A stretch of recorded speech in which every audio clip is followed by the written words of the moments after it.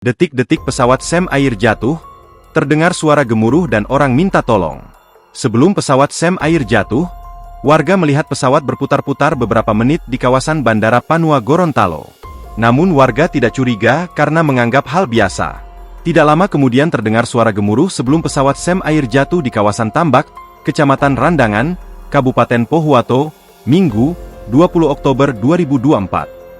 Pria ini tinggal tidak jauh dari lokasi kejadian, atau 900 meter dari titik jatuhnya pesawat.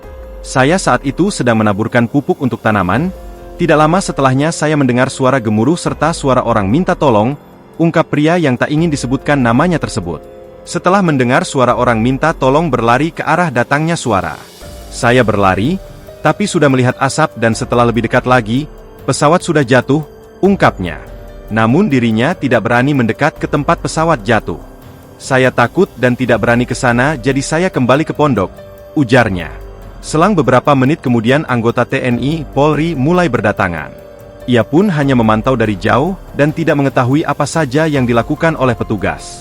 Kepala Kantor Pencarian dan Pertolongan Gorontalo, Haryanto, menjelaskan pesawat Sam Air berangkat pukul 7.3 WITA dari Bandara Jalaluddin Gorontalo menuju Bandara Bumi Panua Pohuwato. Pesawat sempat hilang kontak sesaat sebelum kejadian. Pesawat Sam Air berkapasitas 19 penumpang ini mengalami gangguan sesaat sebelum mendarat di Bandara Panua Pohuwato. Adapun kondisi pesawat hancur, di mana sayapnya terpisah dari badan.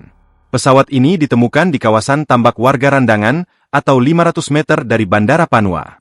4 korban kecelakaan pesawat adalah Kapten M. Saifurubi A, pilot, M. Arthur Vico G, kopilot, Budi Janto, engineer, dan Sri Meik Male, penumpang.